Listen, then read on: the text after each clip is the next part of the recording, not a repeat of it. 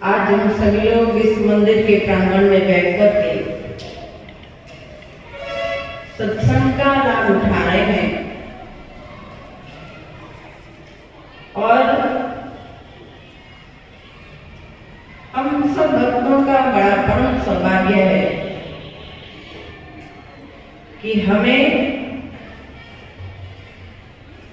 देव दुर्लभ मानव शरीर पाने के बाद में जो दूसरा बड़ा भाग्य हमारे संतों के मत के अनुसार रहा वो क्या है कि बड़े भाग्य पाइए सत्संगा विनही प्रयास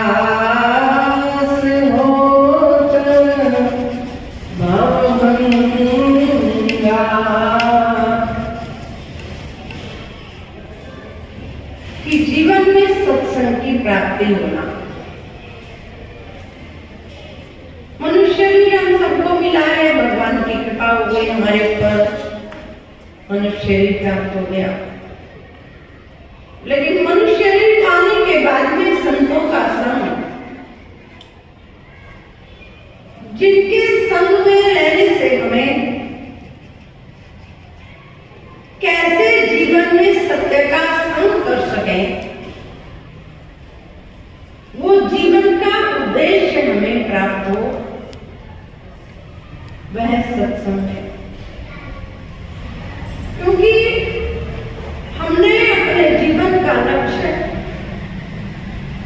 जब मनुष्य शरीर प्राप्त कर लेते हैं तो जीवन का लक्ष्य हम क्या समझते हैं कि संसार में आहार निद्रा भय ग्रंथ एतत् समानां पश्चिमी नरम ज्ञाने दारणं अधिको विशेषो ज्ञाने हीनाना पश्चिमी समाना। खाना पीना, नींद लेना, डर भय लगना और परिवार की बढ़ोतरी करना, ये सब बाल बच्चे, इनकी देखरेख करना, हम सोचते हैं कि हमारा धर्म यही है। सज्जनों, ये चीजें तो 84 लाख योनि के जीव हैं, वो भी प्राप्त करते हैं, उनको भी सुलभ है, जीवन मिला है, जीवन मिलने के बाद में वो भी अपने परिवार की देखरेख करते हैं। आप लोगों ने देखा होगा कि एक चिड़िया, उसको जो बच्चे होते हैं और उनके पंख नहीं होते जब तक, वो चिड़िया बाहर से दाना बटोर करके लेकर के आती है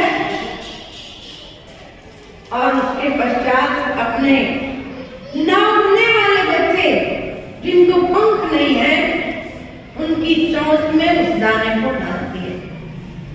तब तक देखभाल करती है जब तक कि वो बच्चा अच्छी तरह उड़ना नहीं सीख जाता है, वह दाने की व्यवस्था करती है। सज्जनों, ये चीज हमें अपने जीवन में समझनी होगी कि यदि इतना ही है, हम भी अपने परिवार की देखरेख कर रहे हैं, बच्चों की परवरिश कर रहे हैं, पढ़ा लिखा रहे हैं, शादी विवाह कर रहे हैं, और हम सोच रहे हैं कि हमने अपना धर्म निभा दिया, तो इसका नाम तो धर्म नहीं है, तो 84 लाख योनि के जीव भी धर्म कर रहे हैं। तो मनुष्य की विशेषता क्या है? अधिको विशेषो, कि यदि उस सत्य को जो हमारे जीवन का सत्य है, जिसने हमें धारण किया हुआ है, जिसके ऊपर हम जीवित हैं, उस सत्य को हमने अपने जीवन में नहीं जाना, तो फिर हमारा जीवन भी पशुओं की तरह ही है, उनसे विशेष नहीं है। विशेष जो बताया मनुष्य शरीर बड़े भाग्यवान संतान, तो विशेष कैसे हुआ है? देवताओं को भी दुर्लभ में कैसे हुआ? तो इसके लिए हमारे संत कहते हैं कि भाई, यदि मनुष्य शरीर को प्राप्त करने के बाद में सकते हो। सत्य का संग प्राप्त करने का जो रास्ता है, उस रास्ते को अपने जीवन में जानते हो। जो हमारे जीवन का सत्य है, हमारे जीवन का सत्य क्या है बताइए? हम कहते हैं हम बाल बच्चों को पाल रहे हैं, हम खा रहे हैं, खाना बना रहे हैं, इनको पढ़ा रहे हैं, लिखा रहे हैं, ये हमारे जीवन का सत्य है। क्या यही है? इनके बिना हम रह सकते हैं ना? पेट भरने की बात आती है तो रोटी के बिना हम रह सकते हैं? कुछ देर तो बिता ही सकते हैं। इस शरीर में खाना जरूरी है तो खाने के बिना भी कुछ दिन रह सकते हैं। लोग कितने दिन तक व्रत करते हैं। फिर इस शरीर में अगर कपड़े नहीं है तो एक जोड़ी कपड़े को आप साल भर तक चला सकते हो, पहन कान करके, जैसे कि लंबे टाइम तक चला सकते हो। सज्जनों, खाने के बिना रह गए, पीने के बिना रह गए, कुछ समय बिता दिया हमने, लेकिन हमारे अंदर एक चीज चल रही है, वो है श्वास। श्वास के बिना सज्जनों बताइए कौन कितनी देर जीवित रह सकता है? श्वास के बिना क्या जीवित रह सकते हो? कितने देर रह सकते हो बताइए? कितनी देर रह जाओगे? 1 मिनट बिता लोगे? 1 मिनट भी हम बिता नहीं पाएंगे श्वास के बिना। तो बताइए कि खाने के बिना तो रह सकते हैं, कपड़े के बिना भी हम रह सकते हैं, हम पानी पीने के बिना रह सकते हैं, लेकिन विचार करो यदि श्वास नहीं चलेगा तो हम 1 मिनट भी जीवित नहीं रह सकते। क्या हमने इसकी कीमत को समझा? क्या हमने इस सत्य को समझने की कोशिश करी कि हमारी सांसों को कौन चला रहा है? हम कमा के लाते, घर में माता बहनें खाना बना के रख देती, वो काम कर लेती, लेकिन विचार करो कि श्वास जो चल रहा है उस श्वास को कौन चला रहा है? कभी विचार किया?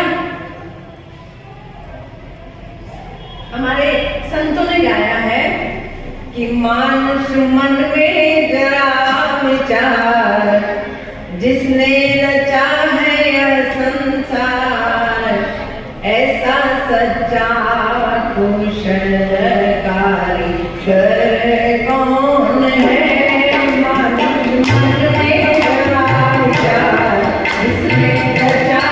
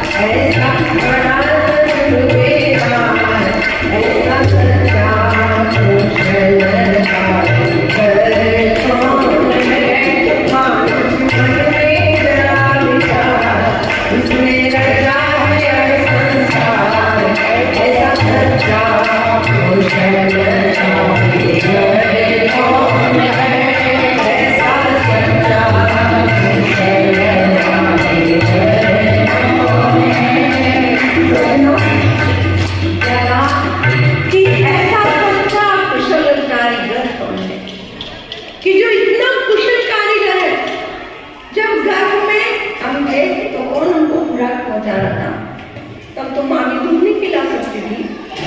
कैसे जीवित थे हम। और दांत जब बाहर आए तो माँ के अंदर इतना प्रेम भर दिया, वो दूध जिससे बच्चे का पालन पोषण भरण पोषण हो सके, वो दूध माँ के अंदर पैदा कर दिया। और उसके बाद में जब दांत नहीं थे, जब तक दूध पिलाने वाला का दांत नहीं थे तो दूध पिलाया, और जब दांत आ गए तो दांत के लिए भी, पेट भरने के लिए भी भगवान ने इतनी अच्छी अच्छी चीजें प्रदान करी। खेत में क्या होता है? अन्न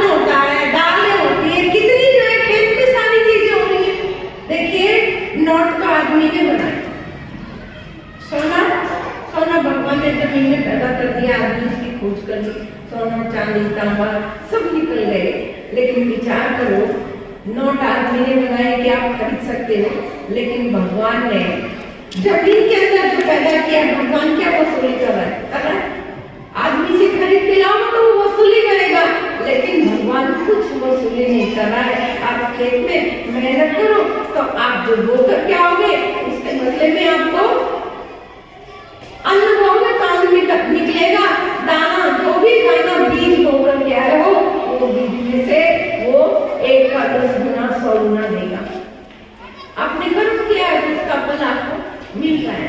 सज्जनों, अब हम विचार करें कि जब जिसके प्रति कर्म करते हैं तो उसके प्रति कर्म करने से उचित प्राप्त होती है। खेत में कर्म करके आए तो उचित प्राप्त हो गई, बाल बच्चों के लिए कर्म कर रहे हो, बाल बच्चे आपको प्राप्त हो गए, उनकी देख रेख कर रहे हो, लेकिन विचार करो भगवान की भक्ति, भगवान के प्रति कर्म किया हमने, कभी वो कर्म किया उसके प्रति तो हम बड़े कर्म ही नहीं किया, तो भगवान की प्राप्ति कैसे होगी? और मरने के समय में हम कहते हैं कि भगवान के धाम जाना है, कहते हैं कि नहीं कहते? क्या कहते हैं बताओ? कहते हैं ना कि भगवान के धाम जाना है। तो भगवान के प्रति जिंदगी जब तक रही तब तक जो है भगवान के धाम जाने के लिए कोई कर्म ही नहीं किया, और मरने के समय जो है भगवान दिखाई दे रहा, मरने के समय भगवान दिखाई देगा। क्या भगवान मिल जाएंगे? अपने लोग को बुला लेंगे? भगवान ने कहा है कि देवताओं को पूजने वाला, गीता में है कि देवताओं को पूजने वाला देवताओं को प्राप्त होता है, भूतों को पूजने वाला भूतों को प्राप्त होता है। मतलब जो जिसके प्रति कर्म करेगा वो उसे मिलेगा। और भगवान ने कहा जो मुझे प्राप्त भजता है वो मुझे प्राप्त। तो सज्जनों, कहा भी हमारे भगवत गीता में कह रहे भगवान कि अंतकालीन समाम में विस्मरण मुक्का करेंगे, कि जो अंतकाल में मेरा स्मरण करता है वह मुझे प्राप्त होता है। तो अंतकाल में हमें भगवान की याद कैसे आएगी? क्योंकि जीवन भर यदि हमने अपने जीवन में भगवान की भक्ति नहीं करी, भगवान के प्रति कर्म नहीं किया, तो अंतकाल में ये मत सोचना कि हम भगवान के धाम को चले जाएंगे, भगवान की प्राप्ति हो जाएगी। नहीं, भगवान की प्राप्ति जब होगी कि जब हम भगवान को जानेंगे और जान करके उनका हम चिंतन करेंगे, भजन करेंगे, उनकी याद करेंगे, तब ही जो है भगवान को भजते हुए इस संसार से जाएंगे और भगवान को प्राप्त होंगे। तो सज्जनों, ये बहुत ही बेशकीमती मनुष्य का शरीर मिला है, और उसके बाद में ये बड़ा भाग्य दूसरा है कि हमें सत्संग की प्राप्ति हो। और अब उसके पश्चात का सत्य का संग करने वालों की संगति प्राप्त हो रही है, क्योंकि उनकी संगति हम बैठेंगे तो हम अपने जीवन में जो है उस सत्य का संग करने के विचार हमारे अंदर आएंगे, और हम जो है उनसे पूछेंगे, क्योंकि जिन खोजा तिन पाई आ गए रे पान गए, कि जो खोजना चाहता है वह जो है गहराई में जाएगा, तब मिलेगा मोती। बेशकीमती मोती समुद्र की गहराई में है। तो जो चाहता है कि मोती प्राप्त हो जाए तो गहराई में जाना पड़ेगा। ऐसे ही सज्जनों, यदि हम चाहते हैं कि भगवान की प्राप्ति हो जाए तो भगवान जो है बाहर नहीं है, वो हमारे अंदर है, हमारे सांसों को चला रहा है, और वह अंदर मिलेगा। और अंदर जाने का रास्ता कौन बताता है? उसके लिए ही जो है तीसरी जगह बड़ा भाग्य जोड़ा हमारे संतों ने। क्या कहा? भाग्य बड़े सतगुरु में पाए हो, भाग्य बड़े सतगुरु में पाए हो, मन की दुविधा दूर न जाए, मन की दुविधा दूर न जाए। भाग्य बड़े सतगुरु में पाए। तीसरा बड़ा भाग्य कहा कि सद्गुरु महाराज की प्राप्ति होना, क्योंकि ऐसे तत्वदर्शी जो भगवान को तत्व से जानते हैं, ऐसे तत्वदर्शी गुरु महाराज की जब संगति हमें मिल जाती है तो क्या करते हैं कि जो भगवान जर्रे जर्रे में है उसको वो लखा देते हैं। इसीलिए कहा है कि जर्रे जर्रे में है झांकी भगवान की, किसी सूझ वाले आंखें पहचान की। जर्रे जर्रे में है झांकी भगवान की, किसी सूझ वाले आंखें पहचान की। नाम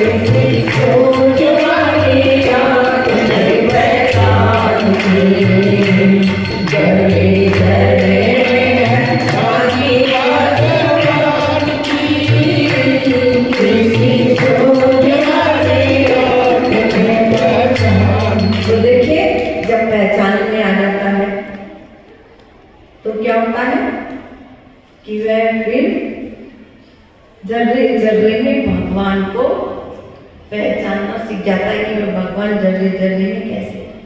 हर एक जीव मात्र के अंदर है, हम मनुष्यों के अंदर नहीं, सारी सृष्टि के अंदर उस भगवान की सत्ता विराजमान है। नामदेव जी को जब उस सत्ता का ज्ञान हो गया, उन्होंने उस प्रभु को तत्व से जान लिया, तो क्या हुआ कि नामदेव जी जब ज्ञान को जान लिए, नहीं तो देखिए बड़े कर्मकांडी ब्राह्मण थे। किसी जीव जंतु की तो क्या, अगर ऐसे मनुष्य की भी यदि खाने पर परछाई पड़ जाती थी तो भोजन नहीं खाते थे, भोजन ग्रहण नहीं करते थे, फिर से भोजन बनाते थे और खाते थे। तो उनके बारे में आता है कि जब उन्होंने उस प्रभु को तत्व से जान लिया, उसके पश्चात क्या किया कि जब एक दिन भगवान परीक्षा लेने के लिए आए, इसने जान लिया, तो केवल मात्र कहने के लिए किसने जान लिया, और स्वान का रूप बना करके भगवान आ गए, कुत्ते का रूप बना करके आ गए परीक्षा लेने के लिए कि देखता हूँ ये पहचान पाता है या नहीं। और फिर क्या हुआ कि तब जो है भगवान जब कुत्ते का रूप बना करके आ गए, नामदेव जी रोटी बना रहे थे, भगवान उन बनी हुई रोटियों में से एक खाई और लेकर के चलने लगे। जब लेकर के चलने लगे तो नामदेव जी पीछे पीछे घी का कटोरा लेकर के जा रहे हैं कि प्रभु आपने कौन सा वेश धारण किया है, आप जो है इस स्वान का रूप बना करके आएगा, तेरा मेरा एक नूर, फिर काय को अर्जुन, आप और मैं तो एक ही है। भगवान ने गीता में कहा कि ज्ञानी जो है ईश्वर को गौ में, हाथी में, चींटी में, चंडाल में समान रूप से देखता है। तो कहा प्रभु आपने फिर इस स्वान की ये शक्ल क्यों बनाई है, सूरत ऐसी क्यों बनाई है, और प्रभु आपका मुंह न छिल जाए, इसलिए प्रभु आप अपनी रोटी में थोड़ा घी लगवा लीजिए। देखिए उनको पहचान आ गया कब, जब समय के सद्गुरु महाराज की कृपा उनके ऊपर हो गई, तत्व से जब प्रभु को जान लिया तो उन्होंने फिर उस अविनाशी प्रभु को सबके अंदर पहचाना। तो देखिए एक भजन है, सब लोग साथ देंगे। बोले श्री सतगुरुदेव महाराज की जय। देव दुर्लभ यह मानव शरीरिया, देव दुर्लभ यह मानव शरीरिया, जीवन की मैया उधार भैया, जीवन की मैया उधार भैया, जीवन की मैया उधार भैया। देव दुर्लभ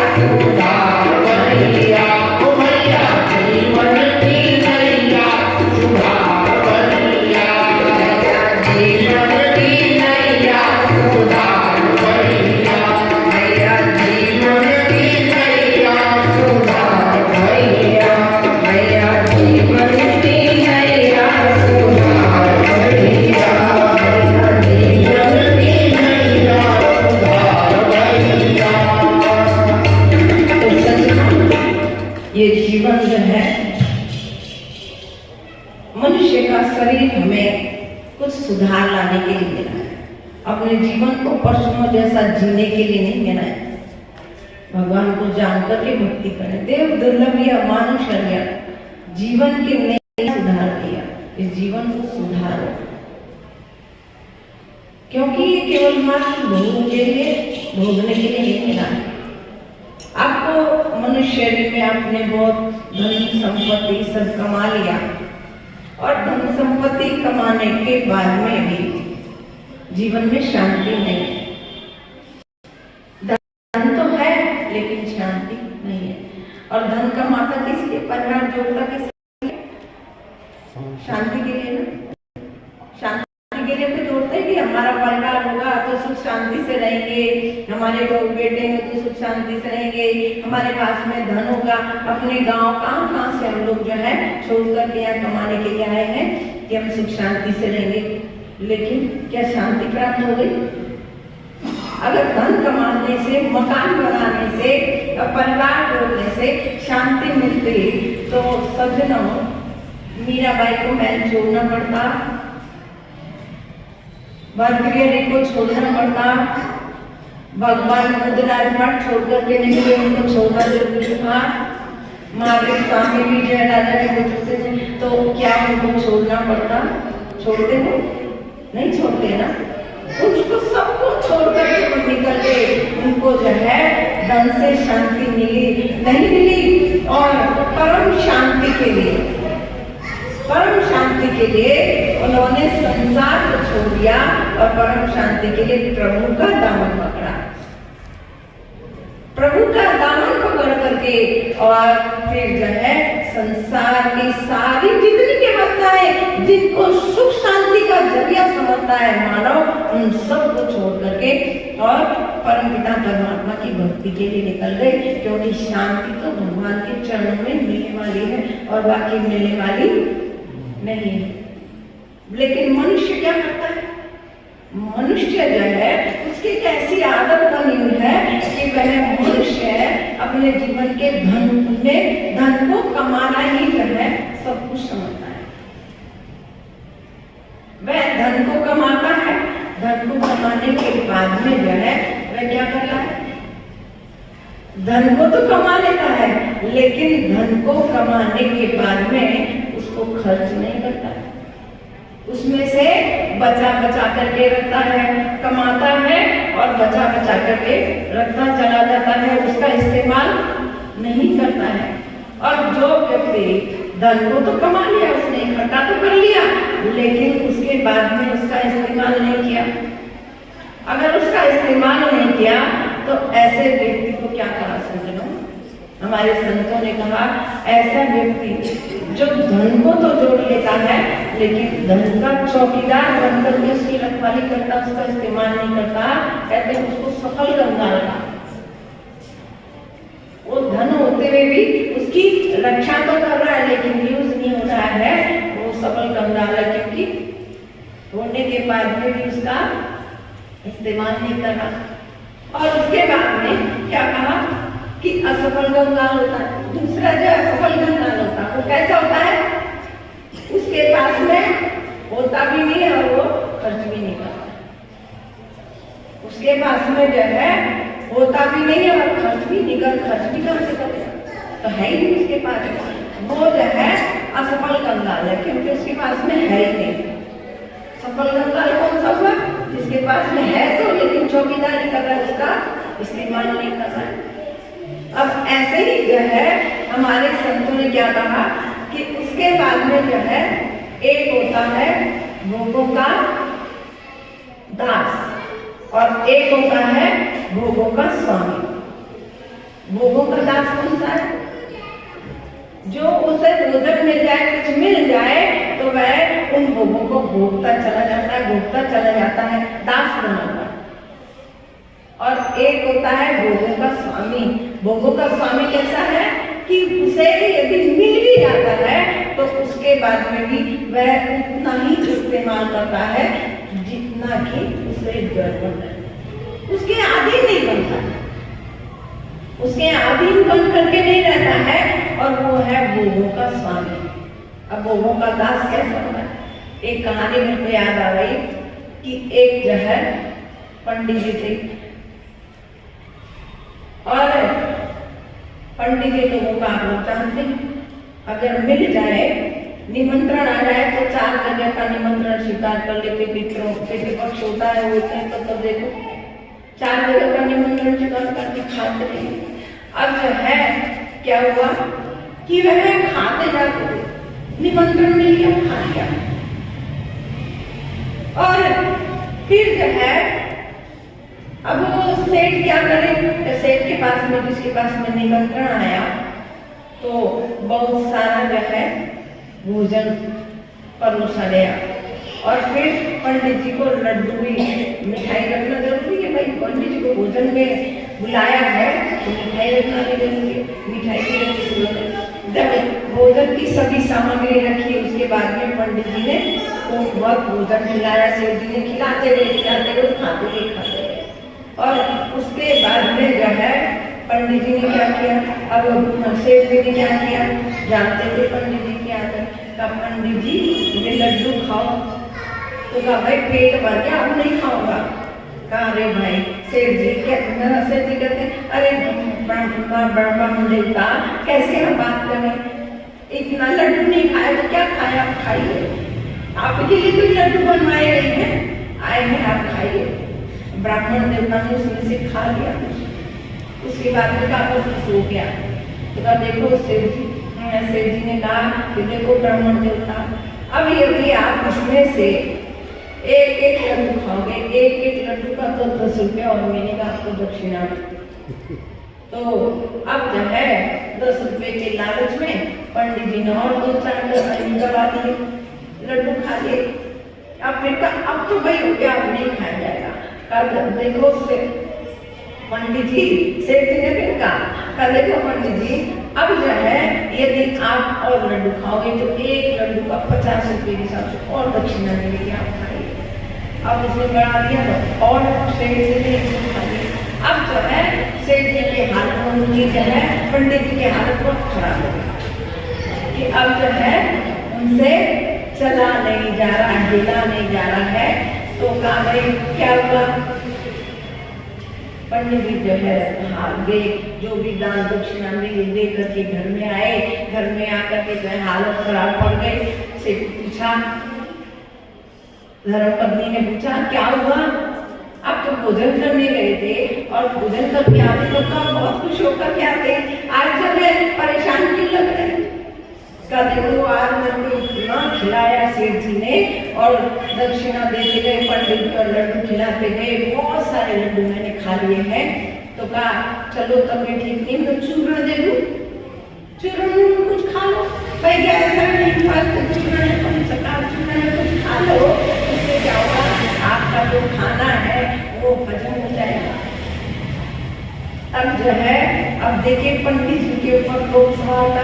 अब पंडित जी क्या बोल रहे हैं, पंडित जी कह रहे हैं अरे देवी, अगर जो है लड्डू खाने की जगह, अगर जो है दवाई खाने की जगह होती तो और 2-4 लड्डू नहीं खाते, तो 100 रुपया एक लड्डू कम मिल जाता तो और एक आध लड्डू खा लेता। अब तो जो है दवाई खाने की पेट में जगह नहीं है। और देखिए ऐसा व्यक्ति कौन, अब क्या कहा देखो अब तो दवाई खाने की भी जगह नहीं है, यदि दवाई का चूर्ण है तो ऊपर पेट पे लेप लगाने, अंदर जाने की गुंजाइश नहीं है। ये होते भोगों के दास। ऐसा व्यक्ति जो है भोगों का दास होता है। तो सज्जनों, ये मनुष्य का शरीर जो है हमें भोगों का दास बनने के लिए नहीं मिला है।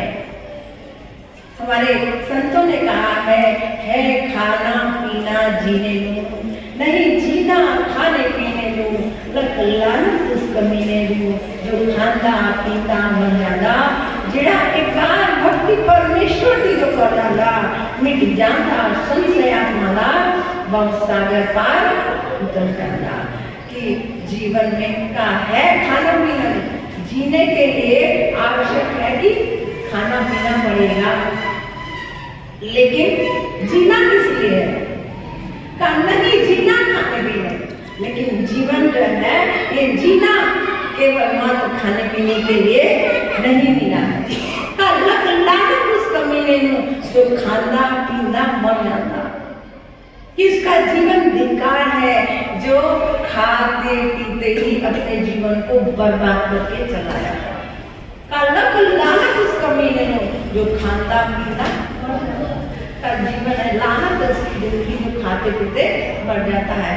जड़ा एक बार भक्ति परमेश्वर दी कर जाता का एक बार भी प्रेम से भगवान की भक्ति यदि कर लेता तो बहुत सागर पार हो जाता।